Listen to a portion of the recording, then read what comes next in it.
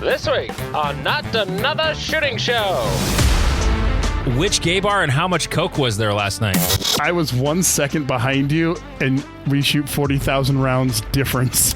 Oh, that's ageist. And so anything that annoys me, I believe should also be a rule. No one noticed that the first 4 targets are set up in the wrong order? He's Jeff King. I'm Andy Erickson. This is Not Another Shooting Show. We go to Waynesville, North Carolina, where a man accidentally shot himself in the buttocks in the Walmart parking lot earlier this week. Nice. An eyewitness who prefers to remain anonymous. This is coming from the Mountaineer, and the writing of the story is fantastic. An eyewitness who prefers to remain anonymous was walking toward her car shortly before 7 p.m. on July 28th when she heard a noise that sounded like a gunshot. Looking around, she saw a man leaning up against his car and cursing. Judging that the scene was safe, the woman approached the man and asked if he was okay. The man responded by saying, "I shot myself in the ass." The woman called an ambulance, then went back into Walmart to notify store employees to get a towel for the man. Don't forget to bring a towel. I've been watching a lot of South Park lately. New season just started. The man was trying to put his gun in his holster when it got caught on a cord from his medical equipment and activated the trigger. That's the best description of how an accidentally shot myself guy has had one. Honestly, yep, was trying to put it in the holster, got hung up on a cord for my medical equipment that I walk around with, whatever that is. Yeah. The incident left behind a visible bullet hole in the Walmart parking lot after passing clear through the man's haunch, the witness said. I like how they called it his haunch. not his buttock, his haunch. The Waynesville Police and Fire and Haywood County EMS rushed to the scene with sirens blazing, not sure what to expect following the report of a gunshot in the Walmart parking lot. Waynesville Police Chief David Adams said officers were grateful to discover it was indeed accidental and the man wasn't more seriously hurt. Whoever wrote this, Mountaineer newspaper or whatever this is, give them a raise. I love how they just write like they're just talking. It's fantastic. I was guessing when I started reading it, though, when he shot himself in the ass and he's leaning up, I was thinking he was going to small the back carry, Yep. Either with or without a holster. That was sort of irrelevant, but that's where my mind was going. Anyway, so, I have so much more energy this week, so much more to talk about now that I'm not, as my dad would say, shitting through a screen door. I was so sick when we recorded last week. It was ridiculous. So, I shot a match last week. Oh, did you now? I did, and it went okay. I had good stages. I had, sometimes maybe good, sometimes maybe shit. Maybe shit. Here's what I learned at the match. Don't talk about shooting or your shooting in the match. Okay. Never. Whether it's good or it's bad. Okay. Don't. So don't put that energy out there, or what? Yeah, just don't talk about it, because then I can be kind of superstitious. Okay. And I just got done shooting a GM run on Classifier 2101. More on that in a moment. Yes. And I was having, my first stage was a little pokey, but it was aggressive, and I shot a lot of alphas, Yeah. So it was, it was a good first stage, and then Classifier, like a quick speed shoot Classifier, and then that one, and my gun is just, the Shadow 2 is just whap, whap, whap, whap, the gun dot's just returning to the exact place I'm looking, and things are going great, and somebody asked me about, I'm like, yeah, man, my grip's dialed and the gun's just returning right to where it was, every time I pull the trigger. It feels like I'm going too slow, I'm right. just kind of feeling like I'm in the zone. Then comes the next stage. Not in the zone. Not even a little bit in the zone. Also, this is after 3 really simple stages. First one was sort of a lot of targets, but sort of positional. Not complicated, but positional, all wide open targets. Okay. Next one's a speed shoot. The other one is that 8x3 or whatever, the 4-4-4. The Classifier. Yeah. Yep. And then this one was a stage I designed, and it was a cool stage. Not to toot my own horn, but like other people were like, man, this is a cool stage. I like this stage a lot. I even put Tanfo Timmy's butthole stripe hardcover tape down the middle of the target, which I got 2 alpha on. Ew. But I got 2 alpha by waiting too long to shoot at a 3-foot target. So that was sort of the problem. Yeah. Like, it's right in front of me. Like, I should have had both those shots off in like 1.1. Done. So I start shooting the stage. And then as I am going through it, I reload. Did not burn the stage plane in well. Not even close. Just sort of, yep, this is how I'm going to do it. And I just quit visualizing.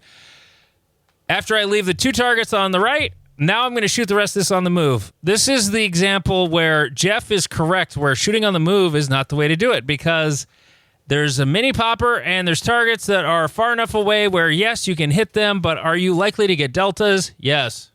So I get a bunch of deltas. I also shoot a target I don't intend to shoot because it was right next to the first target I shot in this little middle array. Like there was a tuxedo, and then that other target in your field of view, it's way in the back of the bay, but it's, you know, it's just right there. It's just staring at you. I'm supposed to go to the popper next, but I didn't. I went to that one. So I shot it. And then in my head, I'm like, shit, I wasn't supposed to shoot that there. And then ding, pop, pop, pop, pop. And I think I shot 3 deltas through that area in there. Like, I know one target was like Charlie Delta. And then I get to the last array where you shoot in on the right, and then I executed the plan perfectly, including shooting that target I wasn't supposed to shoot before. So at least I got 4 alphas on it, but only 2 of them counted. So don't talk about anything related to your match. Somebody asked you how your match is going. I like potato salad, and I'm going to have some tomorrow night at my mom's house when she has a family get-together. Hey, how's your match going? You know what? I just found a bottle of Buffalo Trace at a grocery store yesterday. I was so happy. Hey, how's your match going? Oh, man. I had the worst diarrhea last week. It was terrible. It was just awful. I went through... are going to figure out that you're senile. I'm not talking about how I'm shooting ever again during the match. I won't talk shit during, like, I won't talk shit before shit is done. I've made that mistake, but you know, and the honest truth is that most people are like, "Oh, how's the day going?" No one ever goes, "Fucking great, dude. I am fucking killing it." It's always shit. Always shit. So yeah, I mean, that's not good for you either, though. Like, this is what I'm realizing is talking about my shooting. That's why I'm not talking about any of it. Hey, how's your match going? I got a new microphone for the podcast. It's really cool. I didn't actually get a new microphone. I'm looking at a microphone. I love lamp. So we also have I have sort of decided, because we have a new all-time high for our weeknight match. We had 31. Congrats. Thursday night. Yeah. Which is huge. Like, it's literally double what we would have had 2 years ago. I've changed the format slightly. It used to be like 3 or 4 stages. One of them was going to be a classifier, and one of them was just going to be like a super quick speed shoot. And then there would be like 2 medium, or a medium and a long course, basically like that. But I got talked into my friend Chris, who said, you got everybody here, and he's driving down from like Pipestone, Minnesota, or somewhere up near there. Like, he's got a solid hour drive to come shoot this match. He's like, we're already here. Daylight's not a problem most of the summer. Let's just shoot 5 full stages. I'm like, You know what? I like that idea. Also, something I had thought about, and then when I was shooting in Spearfish at Bruce's club, and they were doing it, is we're going to run, at least at our match, we're going to run 2 classifiers every month. Really? Because, and the reason is, now that they all count, it helps you get rid of the stinkers quicker. Okay. Is you know, whereas before, if you have a shit classifier, well, it doesn't count anyway, so it doesn't hurt. Now, if you have a stinker or 2, now it takes longer to get rid of those. And if you only have 1 a month, say, like not a lot, but many of the people who shoot at my club, I wouldn't say many, probably a handful, but they only shoot at mine and not at the other club. So then they're getting one classifier a month. It takes 8 months. We only run matches for 6 months out of the year. So, it's just what we're going to do. We are going to raise the price of the match by $5 because we've never raised it. It was 15 before, so it's going up to a whopping 20. Yep. So like I announced that at this match, like, hey, and it's 5 full stages too. That's the other thing. Like they're getting their money's worth. It's not like they were getting a hell of a deal. 5 full stages for $15. But then again, your club does that anyway. You have it's just $15 whether you have 5, 6, 7, 8 stages, whatever. We have boomers because the honest truth is our club is fairly rich. It makes enough money, and so doesn't matter. Yeah, you don't need the money, right? And the USPSA board is the club board is basically run by the USPSA shooters, and so they don't have to get their projects technically from the USPSA fund. And we have something like 100 poppers or something like that. Some of them are broken right now, but and so we probably should raise the price, but we also don't fill up the match. So economics says don't raise price till match is full. Yeah, so definitely. I mentioned earlier I shot my first ever GM classifier. It was a 95.7% on trigger freeze 2101, and like I got done shooting it. I didn't think anything of it. I was just like, okay, just see all those A zones and shoot points. Shoot as many points as you can. And I think I shot, was it 5 Charlies or 7 Charlies? I can't remember. If I look at my post, it'll tell me 5 Charlies.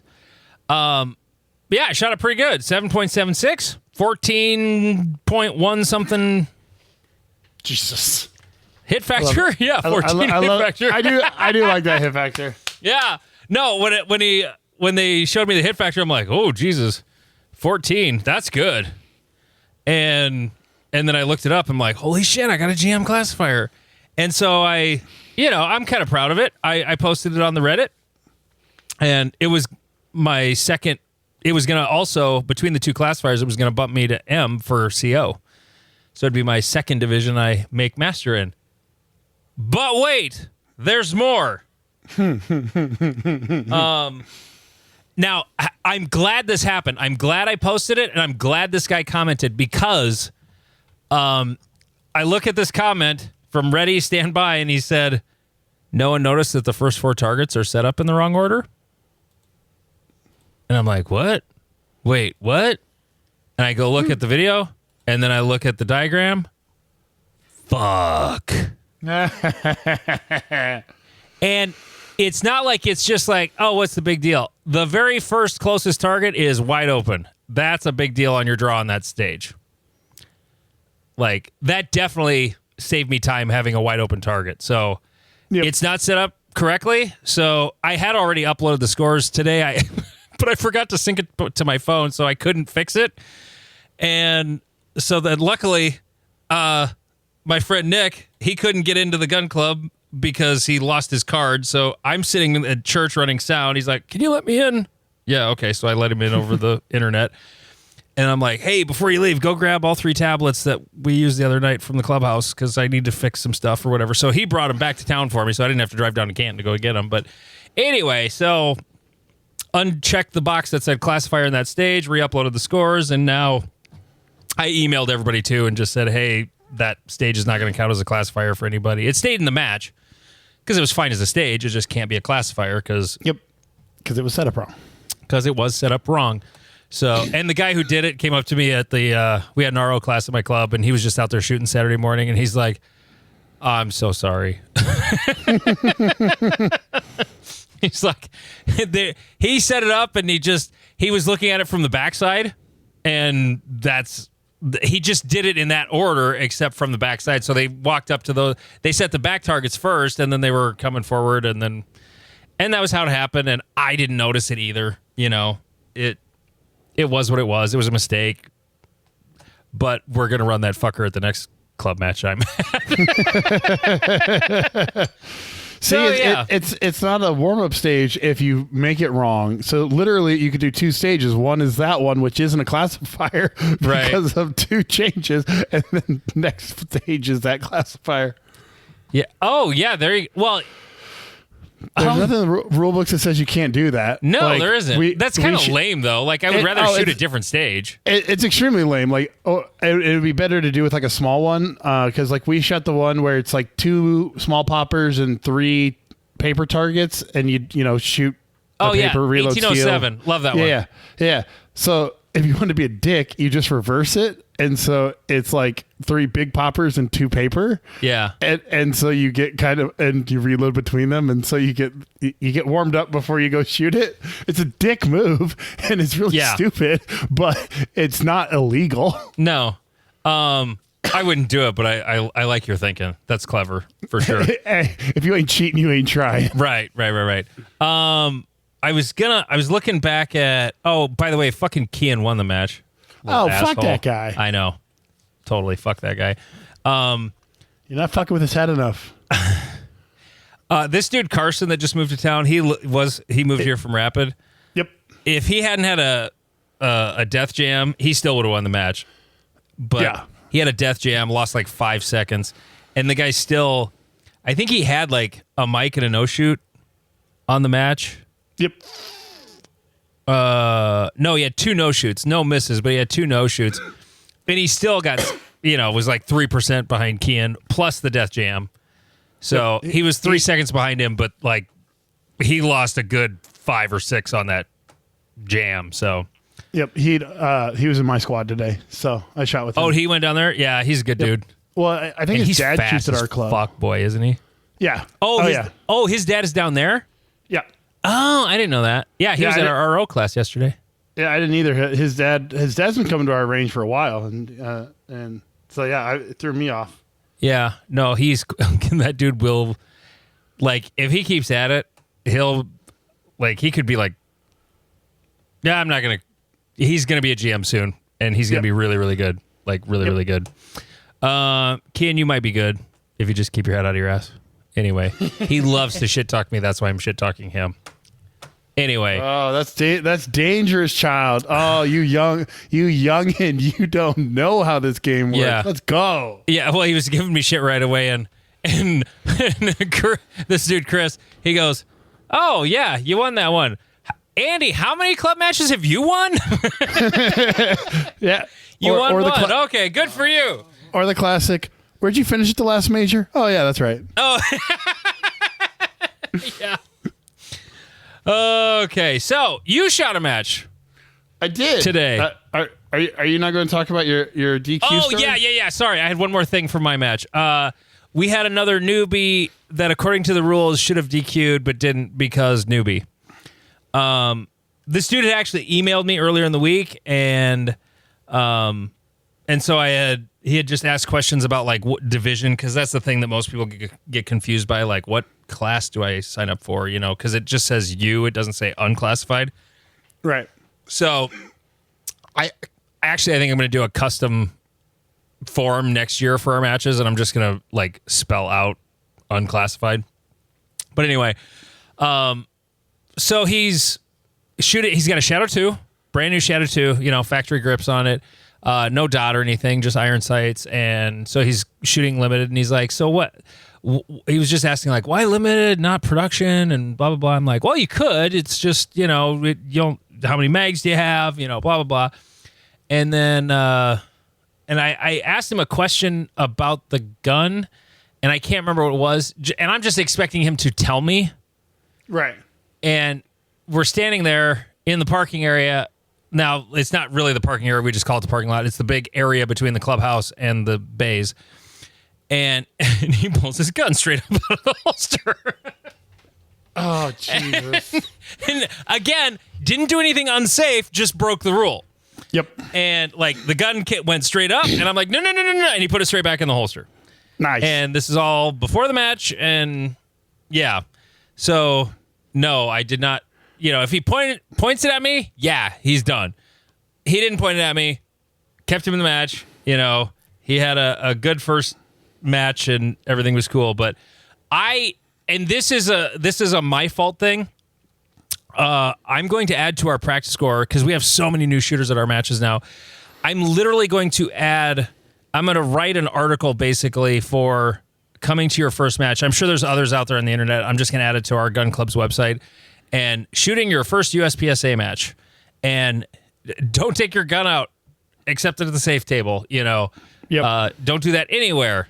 Put pictures of what the safe table looks like, because some Yes. people are like, oh, there's a wooden table. Like my club has like little wooden tables on most of the bays. So they're like, oh, there's a table. That must mean it's safe. Well, we have a couple tables that say safe table on the top because they're used during section, but they're just used as tables a lot of the rest of the year. And so, yeah. Again, it's a thing that happens, but like I'm still not going to broom him for that, Right. Like you said. He points it at me, he's going home. Like, I'm going to say, sorry, you donated, but... Right. And that, like, we've talked about it many times, and that's kind of like, I had Andy tell it because I didn't know that his was very similar to mine. So I rolled up to my match this morning in, top form, because I'm always in top form at 8 o'clock in the morning. And as I'm walking from my truck which gay bar and how much Coke was there last night? That's the worst part is like, technically I was having a deep conversation with a friend that was needed, but not, positive. But, I didn't even have fun. I wasn't doing anything fun. I wasn't drunk. Like, I don't have a good excuse. It's so annoying. Oh, that sucks. But, so as I'm walking to to check in, I hear the distinct sound of a slide racking. Oh, yeah. And I look around and I'm like, what the fuck? And I see a guy already has a gun in a holster. And like, he kind of turns around and looks at me, and I just shook my head no. And he was like, what? And I was like, make sure not to handle guns outside the safe area. He's like, I didn't. I'm like, okay, I'm sure. I was just like, okay, it's too early in the morning for this. New guy? New guy, I think. I don't know. I never met him. And so we had like 12 or 15 people I didn't know at the match, which was kind of remarkable. Yeah. We get that as well. But so I check in and I come back out, get my shit. And as I'm walking from our parking lot towards Bay 5, for those who know ENGC, I look down towards Bay 1 and I see a dude like messing with his gun in his holster, and I see the trigger guard. Like, I see this from across the parking lot. Like, This is how much this gun is out of the holster. Like, the barrel hasn't cleared it, but it was the only thing still left in the holster. And so I walked over and I go, hey, don't do that. And he was like, what? I didn't do anything. Like, it was fine. I know it was. And he was wearing like a Team Hornady shirt. And I was like, dude, it is too fucking early for this. And then it was a P320, and so I had to make a joke about, he's like, I can't get the like adjustment proper. I'm like, I would adjust about 90 degrees out so it doesn't shoot me in the leg. But turns out the dude's like a permanent D-class shooter, and he was on my squad. Like he's shot a long time and he's been in D-class forever? Yep. Oh, like, wow. People were talking about doing a class with him like multiple years ago, and he's still in D-class. He didn't form the same grip twice. Like, we're talking like one time his hand was around his wrist. I don't know if you've ever seen that wonderful grip. Like sometimes his thumbs were almost about to get slide bite from a gun with a beaver tail.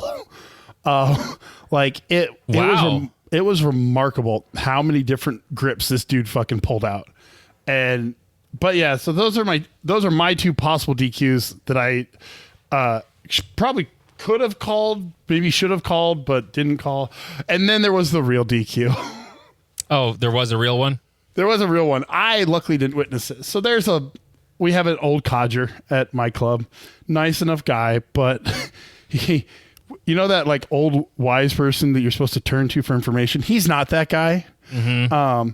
And he does this thing where he does multiple sight pictures, multiple draws, multiple blah, blah, blah, blah, blah. And so he also does it where he'll load the gun and continue to do this. Yeah, that always weirds me out. And so he lit one off during that. Oh. So again, technically not completely unsafe, but No. completely unsafe. But yeah, that's The bullet did not go towards another human that I'm aware of, but it went off when it wasn't supposed to. So it did make me think that there should be a rule introduced that fine, you can dry fire before a stage, but the second a round has entered the chamber, you must make the gun in its safe starting condition and put it away. Yeah. No more manipulation of firearm once bullet is in chamber, other than to make ready for your course of fire to begin. well, but everyone's behind him. It's really cringy, and It's really cringy, but but like I said, like they're literally about to spray bullets all over the bay, right. Well, and it creates this and they're weird, just spraying one. yes, but as an RO, it also annoys the fuck out of me, and so anything that annoys Oh, me, okay. I believe should also be a rule, because we've all had that motherfucker who has made ready. They've dry fired 17 times. They've drawn the gun 4 times, and then they load up. They put the gun back in the holster. They get into the start position, and they draw that motherfucking gun again, and they start going through the whole thing again. You're like, I want to stab you. I believe in the. I'm starting to believe in the IPSC rules of like, you walk up, you make ready. You shoot point the stage. Yeah. You point the gun at the ground. Make sure your optic's on. Put it away. Let's fucking go. You know, I don't. I'm trying to remember what they would always talk about on the Steger podcast back in the day. I don't think it's actually a rule. It's just the custom or the trick. Oh, it's just an etiquette. It's an etiquette thing. Like you go up, you make ready, you shoot the stage. You don't fuck around visualizing for a half hour. I don't know about the visualization. I know the sight picture is not allowed. You Yes, cannot. 100%. That's not. You're allowed to look at it to turn it on, and that's it. Yep. But you can't like aim And- at a target. You can only turn aim it at the on ground. and then make it ready and load it. Yep. And so, I don't know about the visualization, but I am. Again, not to just shit on GMs, because it's actually the C-class shooters that are worse nowadays.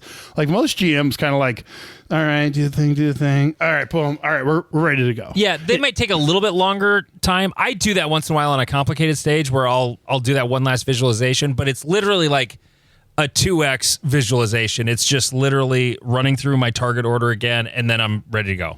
Yep. Like I take longer than most sometimes. Excuse me, but I'm not like game-in obnoxious either. But overall, like our stages were super technical today. Like very Really? get to this point, this exact point. Like here, get around these hard positions. Owen made a great swinger timing stage that fucked fun. me completely. So I hate him now. I love him, but I hate him. I also our club president made a pretty good stage, and there was this really annoying wall you had to go around, and so it was creating a lot of conversation. And then I shot a target. I shot it really aggressive for me at least, and I called 2 good shots. A certain Nick called it Charlie Mike because he said my bullet went through the wood on the wall. I argued that it would have to go through from the angle that it looked like it would have had to go through. I would have been in a completely different position than what. And we even like looked at the video, and he's like, "You only fired 2." Da, da, da. I'm like, "Dude, like, fuck off! It wasn't me." So, other than that, the like finding the positions, finding the stage plans. There was of the 5. We had 7 stages. 4 or 5 of them, you needed the full few minutes to figure out your stage plan, and there was at least several different ones. It was kind of impressive for one of our little locals. Nice. So that was good. I wasn't really feeling it today. Like I don't want to be the F1 driver that's like, oh, derp, derp, derp, derp. Like, you know, the sun wasn't shining and like, yeah, I didn't sleep great, but the weather was beautiful. Like I was it was a gorgeous day today. All right, I was chilling with my friends. Like my guns are like, I can't really complain because they're all fucking fixed up now, but the triggers aren't as worn in as they were before. Just need another 50,000 rounds on them. Yeah. But yeah, so it was a good day. I mean, we got done with the 7-stage match by noon or 12:30. So that was kind of an impressive little match to get done. What time do you guys usually start? 9. Okay, and 7 stages, yeah. 5 full like medium courses, medium to long courses. Yep. And then 2 little shorties. 1807, and then Lane made a little like 15 yards. There were 2 boxes. One had 6 steel in front of it, and one had 3 open IPSIGs in front of it. And you had to shoot one freestyle and the other one strong hand only. It was your choice. You just had to reload between the boxes. So yeah, it was. It looks like Lane did Lane shit. Lane did Lane shit. Yeah. Oh my God. He only got second on one stage. The rest he won every stage. Nope. He got second on 2 stages. My bad. He bodied the fuck out of us. Yeah. No, like who got second place? Oh, Connor did, and he was still 15% behind him. Yep. Or 13% behind him. Yep. Wow. Yeah, he absolutely bodied us. Yeah. All the masters or soon to be masters were between 81 and 82%, and Lane's just like, oh, here, let me put 18% on you fucking peasants. Yeah. But yeah, Connor the GM. Yeah, he's back in low M class. Yep. Yep. Jesus, that was. But one thing I will say is that one stage that Lane was very proud of because he came up with this different plan and it worked great for him. And he's like, I beat all you guys. Like I put my dick on the table, like yada, yada, yada, yada. And I had to be a dick and go, I was 1 second behind you and we shoot 40,000 rounds difference in a year.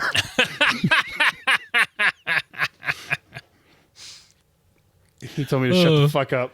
But yeah, so that was, you can see the 50,000 rounds. He found a new gear and he absolutely bodied everybody with that new gear. It was impressive. Yeah. He shot it 10 seconds faster than me, like across 7 stages. Damn. And I tried to run it as hard as I could.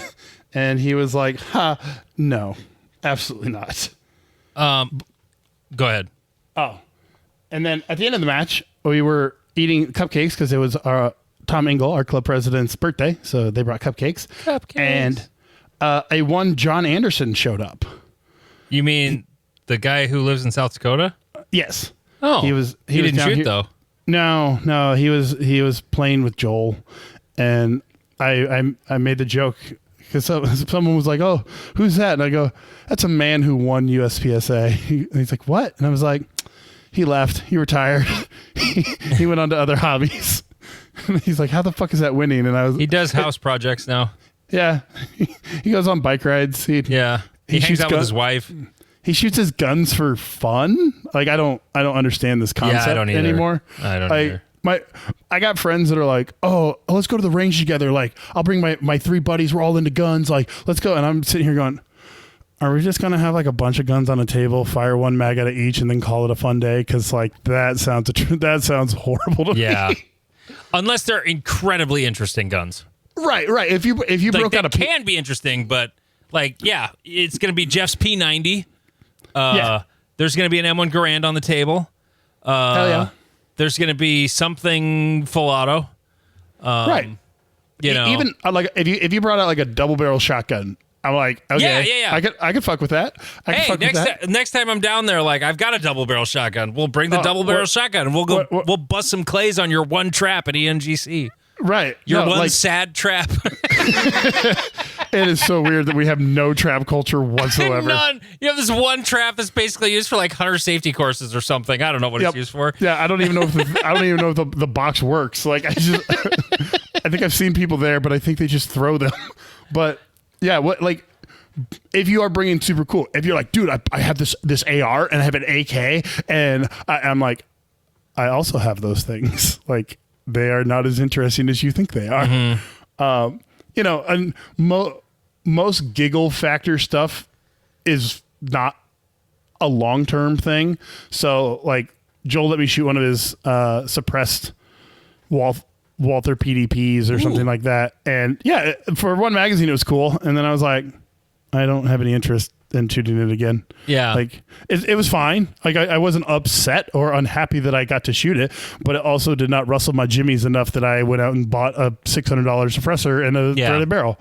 So like, it's funny you say that. I shot a suppressed pistol as well. I had a private permit class on a farm yesterday. I love it when I get to do those, where it's like a bunch of friends get together, teach a pistol permit class on a farm, and then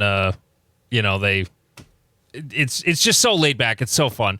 And they had this little range set up. They actually had a proper berm. It was a little on the short side, but they still had a proper berm.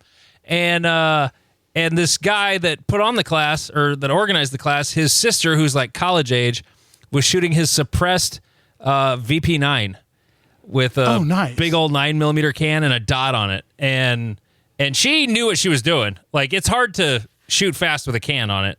But she likes shooting it with the suppressor, so she just shot the whole class with the suppressor. He's like, is it okay? I'm like, I don't care. And it's a little floppy, but he's like, hey, you want to take it for a drive? I'm like, yes. Is it okay if I run my 135 grain blue bullets through it? He's like, yeah, that's fine. And it was as soon as I started shooting it, it reminded me of the first reboot of Call of Duty Modern Warfare, when you're like screwing the oil filters onto the pistols and some of the missions, and it's got a dot on it. And that's the first time I'd ever shot a suppressed pistol with a dot on it. And I'm like, oh, this is fun. I'm like shooting doubles and going, bap, bap, bap, bap, bap, bap. Oh, yeah, okay. It's a little different, but it's fun. Right. I enjoyed it. There's one more thing I want to mention about my match. I actually gave a double the other night. Oh, did you now? I did. Chris shot. He was prepared to walk away with a Alpha Mike, but I looked at it and I put in. Normally, club matches, like, if I need an overlay, I'm just giving it to him. But I'm looking at the grease marks, and it looked bigger than a single 9mm bullet hole. Yeah. And he didn't say nothing. He's not the kind of guy that would say anything. If I called it a Alpha Mike, he would have taken it. He wouldn't have bitched about it. And I said, does anybody have an overlay on him? And so I throw it on there, and sure as shit, there is just a little bit. It was not oblong at all. It was round, but there was just a little bit on the left and a little bit on the right that was outside the line on the overlay. I'm like, son of a bitch, 2 Alpha. Nice. And then everybody's looking at it like, what? And yeah, it was there. And I said what it looked like when you shot it. He's like, they both look good. And it wasn't a super long target or anything. It was a pretty close target. Like 5 yards, I think, if memory serves. Yeah. So, well, and those ones, I have had that happen before, where I've watched the target. You can see it kind of like see the paper shake a little fold bit the second time. You see the bullet go through that hole the second time. I've seen that before too. Yeah, and you're like, that's 2 Alpha, and you look at it, you're like, if I didn't see that go through there, I don't know that I'd call it 2 Alpha, but like I saw it. Yeah. I have a video from Area 3, maybe when Scott ran it, and there was a target that I smoked at like 4 yards. And when I unload and show clear, I looked at it and I was like, there's only one fucking hole there. What the fuck? And the RO goes, oh, dude, I saw 2. It's a double. Don't worry. And I was like, oh, thank God. Yeah. I was like, how did I miss the that? RO can call it a double if they see it. Like, because I had it happen to me one time too. And a guy, like, this is what, like, my first or second year shooting USPSA. And the guy who was running me was traditionally a pretty hard ass RO. He's the kind of guy who's like, oh, you almost DQ'd there. And they're doing the overlay, and he's like, but I watched him shoot it, and this is like a 2-yard target. Yeah. And I was new, and I sucked, but I didn't suck that much. and I was too slow to drag off at that distance. So he's like, but I watched him shoot it. And they were actually arguing because the other guy wanted to give me Alpha Mike, and the other guy's like, but I watched the second bullet hit the target, and it just flopped the bullet hole. And they gave it to me. And Yeah, you should if they see it. But if it's like a 25-yard swinger, go fuck yourself. No. Yeah, You're not getting that. No. Yep, I've also seen those calls. And it's hilarious. I don't care who you work for. I'm not giving you that double. Patreon.com/notanothershootingshow. It's only $3.57 a month, and you will get an entire second show every single week. Our Reddit, we are so happy. It is up to 303 members. That's pretty cool. I never thought I would be running a Reddit that had 300 people in it, so that's kind of fun. There's lots of bigger Reddits, but that's, I don't know. I'm happy. MW Activewear, Michelle, God bless her. She made new shirts for Jeff and me. And she sent I don't remember if she sent it or if you sent it to me after she sent it to you, but no, she sent it to both of us. And yeah, it's cool. Very different from our old shirt. Mm-hmm. If you want cool shirts for your match or a jersey for you for your season with whatever nonsense, and there's a bunch of people at Jeff's club who wear the Team Foe jersey. Yeah, that one's a super fun one. It's a super fun one. It's just full of nonsense. MW Activewear, go find her on the internet. And Area 3 registration, I'm sure we're right around 62 slots because it seems like every time somebody withdraws, somebody signs up, and then someone withdraws, and so we're kind of right around there. But there's still room in the match. Free State Championship, August 30th. I happened to get an email yesterday or today that shirt orders are ending here in a few days. So if you're going to that and you want a shirt, well, do that. So, all right. Jeff put out a thing on our Reddit, r/NASS on Reddit. The Q&A. We haven't posted hey, what are we talking about? Let's do a Q&A. So we haven't done that in a while, and we got a pretty fair response for it being up there for 2 days. So yeah, I was shocked by how quickly everyone responded because we used to do these about once a month. Well, back when we did them though, we only had 100 or less people on there, right? And so it was all of our friends commenting shit. Basically, that we were just talking that we had talked about at the range, and hey, here's the question so you can talk about it in the show. And I only know one person. I see a lot of familiar handles. Oh no, I see a second one.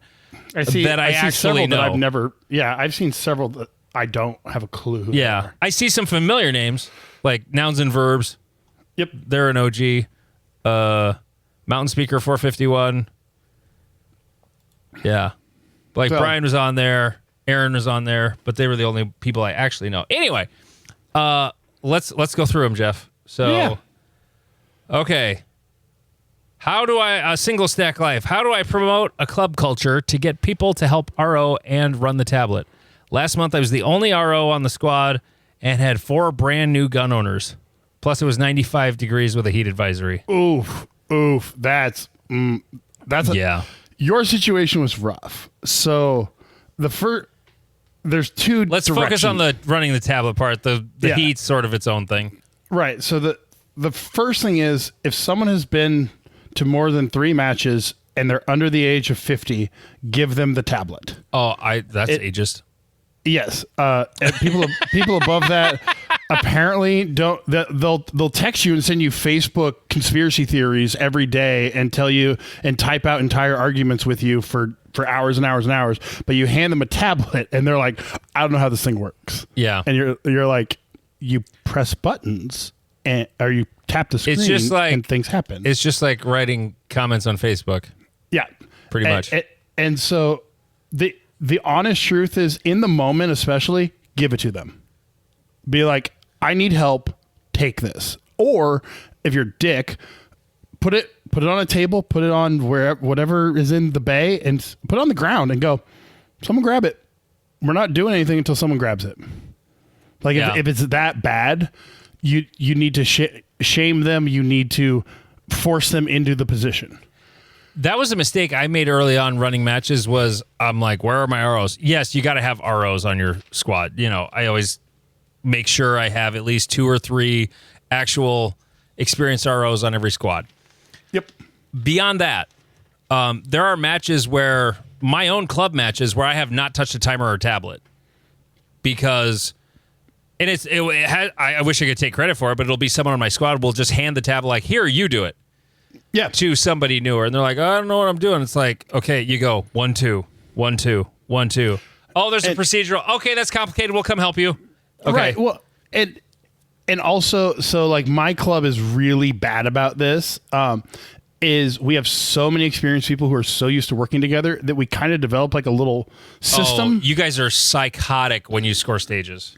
Yes, it is. It is organized chaos. Newbies should not, on your squad at your club, should not be handling a tablet. Correct. If you are, and like with my club, if a newbie is on the tablet, it needs to be said, "Hey, everyone, shut the fuck up." Yeah, one person's calling all the scores. Right. The RO is going to come to every single target with the tablet guy following them around like a little assistant, like they're supposed to be, and they're going to score everything, and you have to treat it like a teaching environment. That's a big key to it. Don't immediately start barking orders and start hollering from across the bay. The blah blah blah. Be like, oh, this is 2 alphas, and they're like, oh, okay, 2. And what will happen normally is they'll go, and you're like, no, you need to call that back to me. I need to hear you say it. And they're like, oh, okay, 2 alphas, okay, cool. And then you slowly get them used to it to the point where you can do the dumb shit we do at my club, where there's 3 people yelling at you, or I'm yelling, hey Heidi, give me those ones. Okay, Steven, give me those ones. Okay, Nick, give me those ones. But make sure to keep it in that situation. Make sure to keep it teaching. If you force someone into it, shame them into the position and then treat them nicely. Like don't continue the shame after you get them to do it. That's dumb. Yeah. Right. And to the second point of it, like it needs to be like start with your squad. Don't try to the whole club. No. On my squad, this is how this works. Because Michelle, who we were just talking about for the shirts, and Todd, when I'm on their Steel Challenge squad, we get done first every time. Because the rule is that the next shooter is standing in the box waiting for the resetters to cross the 180 threshold. And the second they do, they say, make ready. And that is what you're expected to do. If you are not waiting to be the next shooter up, you will get a talking to, or at least a, hey, come on now, let's go. And so that's their squad. Now other squads act differently, but like when you take someone who's used to their squad and you send them to another squad, now they go, well, this is how I've seen it done, and this is what works, so we're going to do it this way. And you build that culture from the ground up by making your squad the one that works the best. Now, a squad of 4 newbies on a shitty hot day, you're fucked. Yeah. That's a little bit on the match directors. I know it's tough. I know it's hard. You have to spread the newbies between every squad. And make sure, like we had at least 6 people at the new shooter briefing, and I think we ended up with 1 or 2 of them in my squad. Out of 5 squads, we only got 1 or 2. And I'm like, no. We needed to have more on our squad. Like unfortunately, you have to share the pain across the entire group. Yeah. Because you can't overwhelm someone. We talked about this before when I went up to Wyoming. I was on a squad. It was me, Brucey, his dad, and like 5 other ROs from South Dakota and North Dakota and Wyoming. And like everyone there was an experienced competitor or RO, except for like 1 guy. And the match director took like 7 new people in his squad. And it was God. Oh, it was so bad that they stopped shooting. They had 2 we did 3 stages. They were still working on the second one while we were waiting in the bay that they were shooting, and they stopped shooting that stage halfway through, left to go shoot the other one so that we could finish that one. Like that's how bad it was. You have to spread the pain out amongst everyone. Yeah. Or it's going to it's going to bottleneck. Even if they're all friends, like there are times where at my club matches where, but like I want to shoot with my buddies here. The thing is, it's not, even if I go to a different squad, I'm still shooting with buddies, at my club. So it's not really a big problem. But like, I usually am the first person on my squad, and then it fills in after that. And then back when it was 2 squads and we had a lot less people, it would just be like, oh yeah, but I want to shoot with Josh, or Nick was gonna be shooting with us tonight. Oh, I want to shoot with Nick, or whatever. And it's like, I got to move over to the other squad. And sometimes you have to do that. And make friends and have a secondary social element outside of the match to be the social part. So like we've started going to a little bar in the town near our range. oh, I'm so jealous of that bar. Right. I wish we had that bar near our range. Right. And so We just have the wheel. yeah, I think that might have been the bar we went to. But Oh no, you went to didn't you go to Noid's yes, in that's what it Canton? was. Yeah. Yep. So because like Andy's saying, it happens a lot where all the experienced people want to be together because they know each other. And you kind of just have to fall on the sword and be like, I guess we're making new friends. Or you're like, hey, these four, you're a package unit. I need to move this package unit over here. Or if you want to be insane, hit random. Just put everyone in random fucking squads. Yeah. Because you make new friends. That's one thing in Practice Score 2.0 or 2, if you randomize your squad, it keeps the order all throughout all the stages. We discovered that on accident. Not at this match, at the last match, because it was just random. Somebody hit random, and then when we went to the next stage, it kept that order. I don't know if it's a setting in there that we accidentally have selected, but if the order is random, it stayed random for every stage. The order wasn't unique to every stage. Yeah. Well, what I meant by random is like literally randomize who's in what squads. Yeah. No, I know what you mean. I just remembered that, and I don't know if people know that or not about Practice Score 2. So, gotcha. But there's a few things I could, after having basically they put a gun to our heads and said, "You will use Practice Score 2." Okay, fine. Practice Score people, I love you. I love your product. The one thing I want is when we get the Practice Score pin for the match, could it please fucking stay in the blank? So I don't have to go back and copy it every fucking time when I need to re-pull the registration. Please. In iOS, in the old version, it would stay. In the Android version, it wouldn't. And now in both versions of Practice Score 2, it doesn't stay. Can we please just keep the pin in there? Thank you. Maybe Jeff. I wish we could have the Practice Score guys on and we could just chat about Practice Score. Oh, God, that'd be a lot of autism. There would be so much autism. I wouldn't even be the best person to be in that conversation, but there's a lot of autism for it. No, we'll just, you and I will leave and we'll just get like classifier committee guys will host the show for us. Tanfo Timmy, and then whoever else he wants, they'll just host it. Hell yeah. But Tim will be the least autistic one in there. Right. But yeah, so that's how I would recommend trying to promote the culture is you got to be the change you want to see is rule number one. And you're going to have to make some people uncomfortable. And so if someone's shown a little bit of initiative, a little bit of like, oh man, I like this sport. You're like, oh, hey, cool. Guess what? You're helping. Okay. We got way too long on this one. Less circles. All right. From nouns and verbs, where do you think SIG will be as a company in a year? Based off past events, they will probably be the largest gun company in the world with multiple guns in every military on the planet. I don't know. This world doesn't punish companies or people anymore, so I don't know. I do appreciate Mountain Speaker owned by Smith & Wesson. And they will still put out the wrong products. Well, they both have lots of safeties involved, so... From Store 45, what does your training look like for 2026 Multi-Gun Nationals? All the pistol, all the time. Uh-huh. And then we'll just shoot the long guns when it comes time. Yeah, I've yet to be scared of anyone's long gun running skills.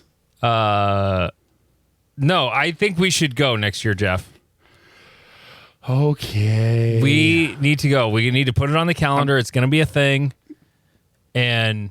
we're going to shoot, seriously, that match was, I wished I had shot it. I wish I would thought to bring a gun. Because, hell, yesterday I had a gun and just enough ammo to run the RO stage a couple of times, which is actually kind of fun.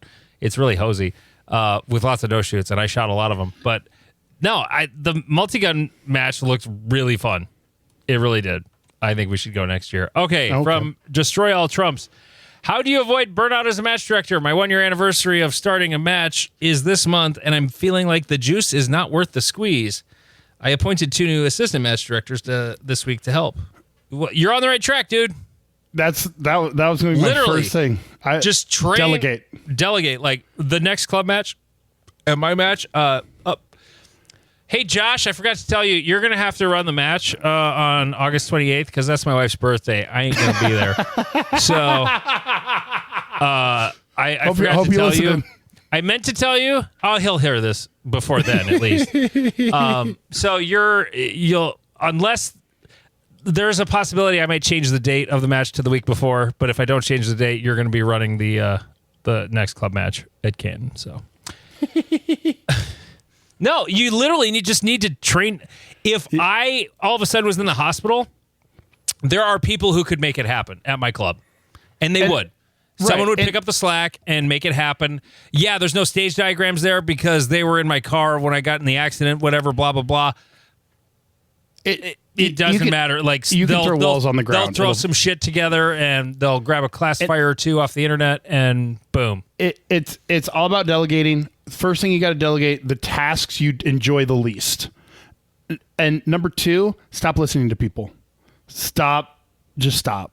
Everyone's got a fucking opinion.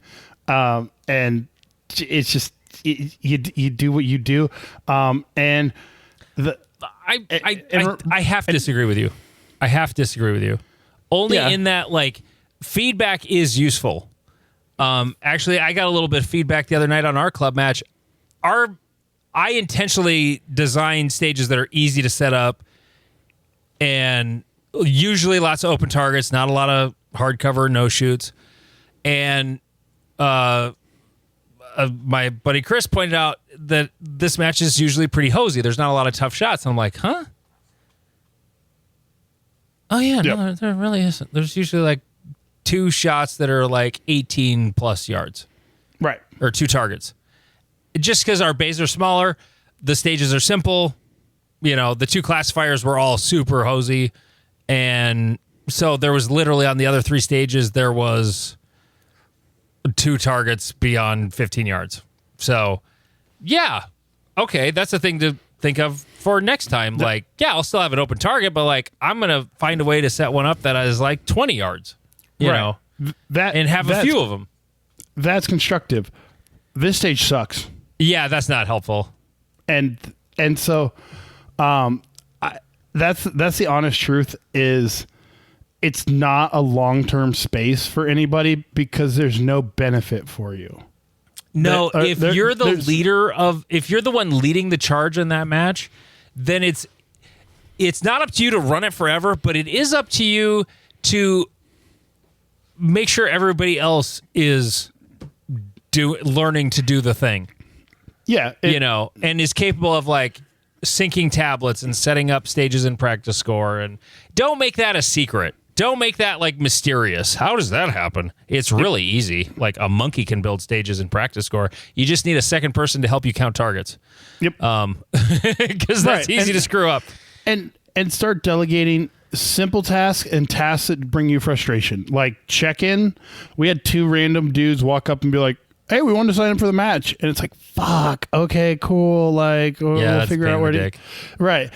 But I also make that easy on myself.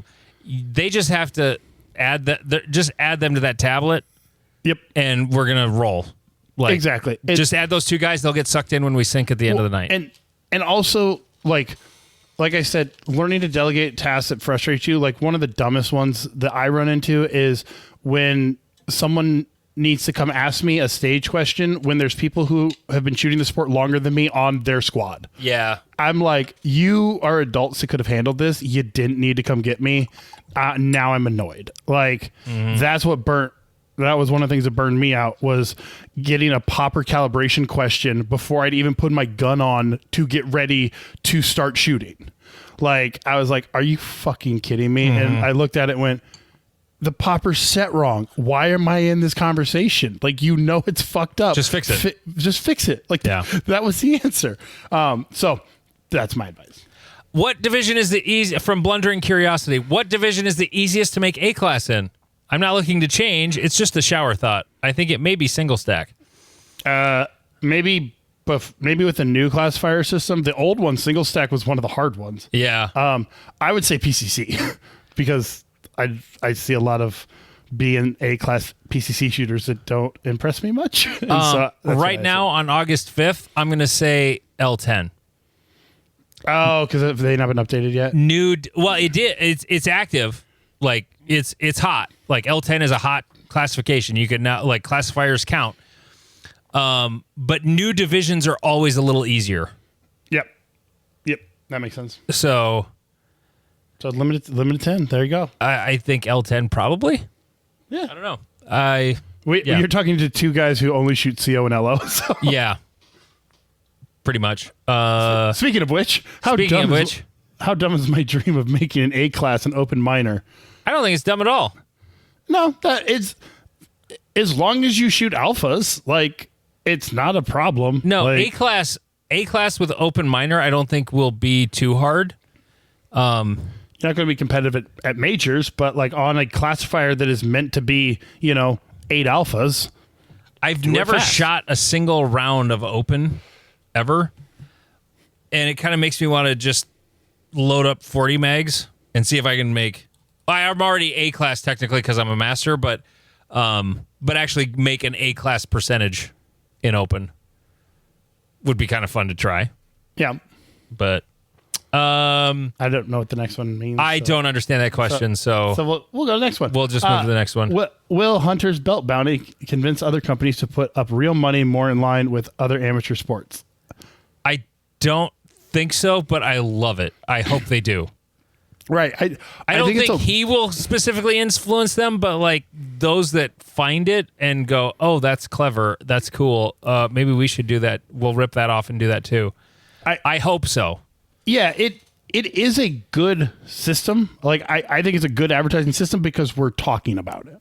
We're talking about Hunter's belts. Yeah.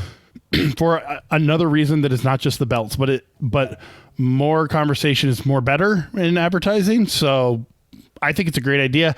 I don't see our sport as like the biggest advertising place, but I love the system. It's great for the companies who sell shit to us, but beyond that, I love it. I wish there was more of it. Let's see. Another SIG bashing one. I'm just going to skip over that one. Okay. How does a scrub C-Class PCC shooter with a background in trap shooting, also C-Class CO shooter, get a podcast invite? Are you interesting? Be colorful. But say, like, we don't mean that as like an insult to anybody. Not but at like, all. But like, your classification is not a qualification to get on this show. Right.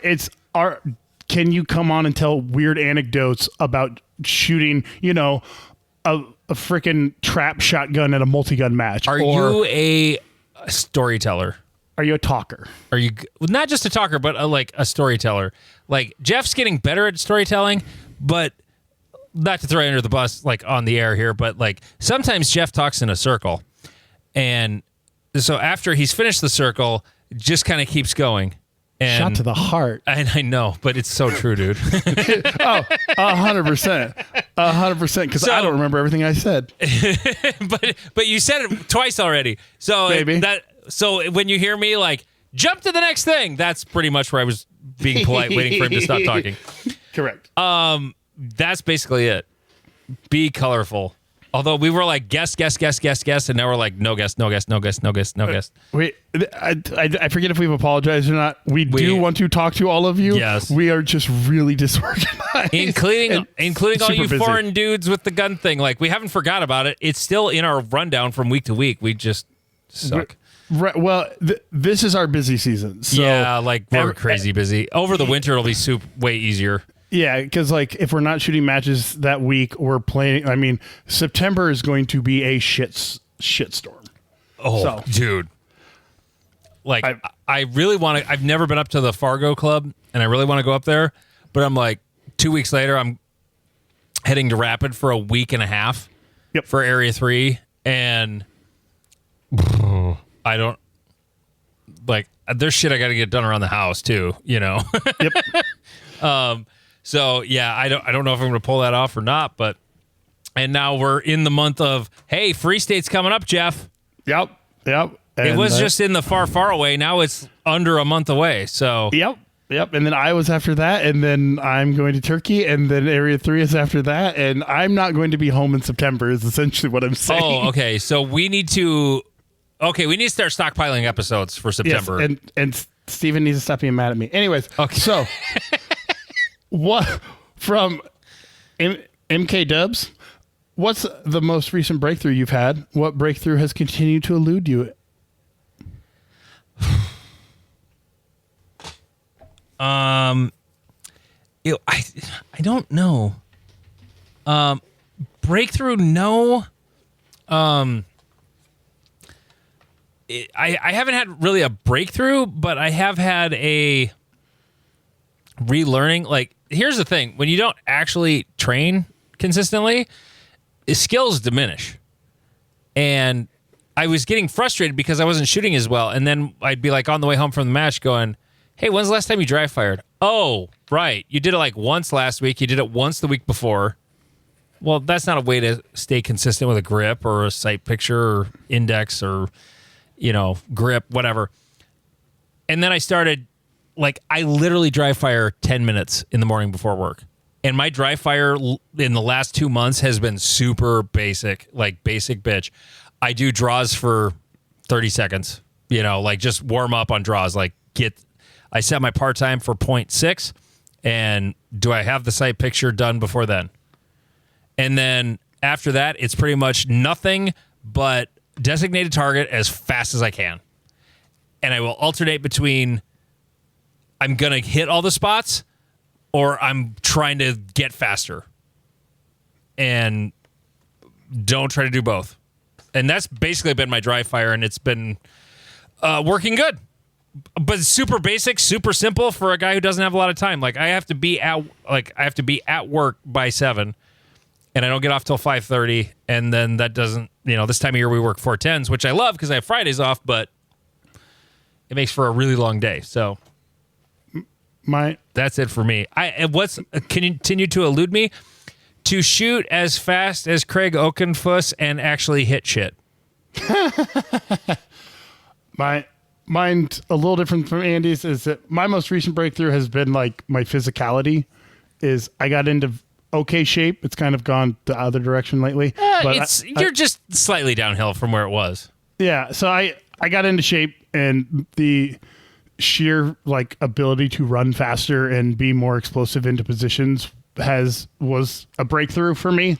I'm having to relearn how to be as aggressive with my movement and my entry and exit into positions. So that was a very recent breakthrough. The breakthrough that continues to elude me is how to be consistent with my dry fire again, because I was really consistent when I was loading ammo at home and I was using my reload ammo and dry fire at the same time trick. And that has eluded me. Yeah. So what's the best non-DQ fuck up at a match? Mine's falling. I suppose when I tipped over at Northwoods back in May. I've fallen down at several matches. One, my feet went out from under me. Another one, the most legendary one is I was doing Steel Challenge, and there's one stage where you go from one box on the left to a box You in fell the middle. down at Steel Challenge? I pushed off with my right foot to try to get my momentum going, and my left foot was in the air, and my body just kind of tipped over. So that's... when I hooked my metal baseball spike on my shoelace at Northwoods, without a doubt.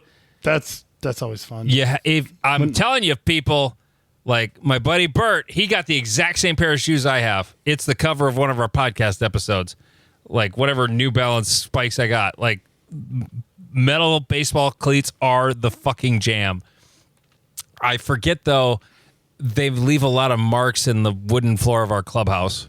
So I need to remember, don't go in there once the cleats are on. Yep, that's what slides are for. Yeah. So I've got some slip-on shoes, but if you're going to go the metal baseball spikes, and I highly recommend, have you run into a surface yet where you're nope, it wasn't better? If you're shooting, if for some reason there's a concrete that one's always going to be a net negative. Certain types of rock, it doesn't help. Yeah. Especially if it's packed well, because the surface at the new range in Rapid, I don't know if it's going to be useful there because the rock is coarse enough and packed enough. We'll see after people run around on it, but it might not. You might not want to use them out there at Area 3. Right, bro. Yeah, but yeah, overall that I've had a net positive with them.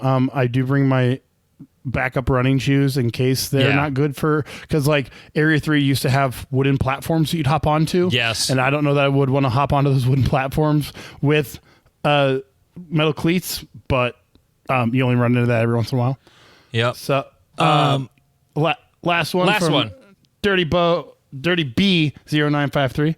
How do you deal with burnout? Specifically getting back on the horse after dealing with it. Related, how do you motivate yourself to do something you dislike? Dry fire. This is for Andy because Jeff doesn't practice. I dry fire regularly. I don't do a lot of live fire practice regularly this year. Especially in the last month, I've been crazy busy. I've had crap going on every Friday. Friday morning would be my time to go do a live fire session, but it's also... It seems like the time I would have time to do that, it's the morning after I just shot a match, and I don't really want to go practice the morning after a match. You don't give yourself a choice. You just do it. Like, dry fire is like going to the gym. That's it. It's a thing I do. I only do it for... Sometimes I'll do it up to 20 minutes, but it's basically when I get done, like before I go to work, I'll either...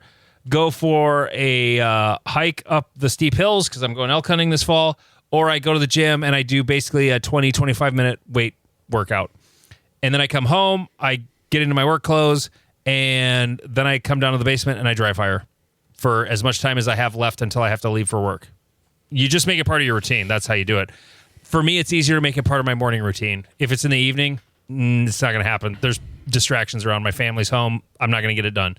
That's why I do it in the morning, because all my kids are asleep. My wife is in her own world, and she doesn't want to talk to me in the morning. She doesn't want to talk to anybody in the morning. It's not just me. So that's the easiest thing, is just do it that way. And you just do it. Like, not to sound like a slogan, but you just make yourself do it. Well, and another side, when dealing with burnout, again, figure out the parts that you don't like and avoid them. What's burning you out though? Like, are you going too hard? Are you shooting too much? Are you shooting too many matches? Right. Do you not have a life outside of shooting and your job? If that's the case, like, yeah, shoot fewer matches. Like, it's okay to not go to a local match. Yeah, it really is. Yeah, and if it's raining, don't go. If for whatever reason, find why you enjoyed the activity or why you loved it, and embrace that, and take baby steps. Like if you fell out of the routine of like Andy's saying, dry firing multiple times a week and be happy with your, like, don't put an expectation on yourself. Okay, I'm going to go from zero days of dry fire a week to 7 days. Be like, hey, no, maybe if I get 1 or 2 this week, that's good. Remember what I said? Like, I work 410s. I dry fire 10 to 20 minutes those 4 days. That's it. Yep. But I have a schedule. Like, you just have, like, I'm not breaking records for dry fire. No, I'm not a nationally competitive GM either. But like, I'm happy. I don't dislike this. This is supposed to be fun. Yeah, and what I'm saying is, like, if you're at 0, be happy that you got 1 in. And when you're like, okay, I'm consistently getting 1, maybe 2 a week. Okay, cool. Yeah. Now, and like, be happy with the small steps you're making forward.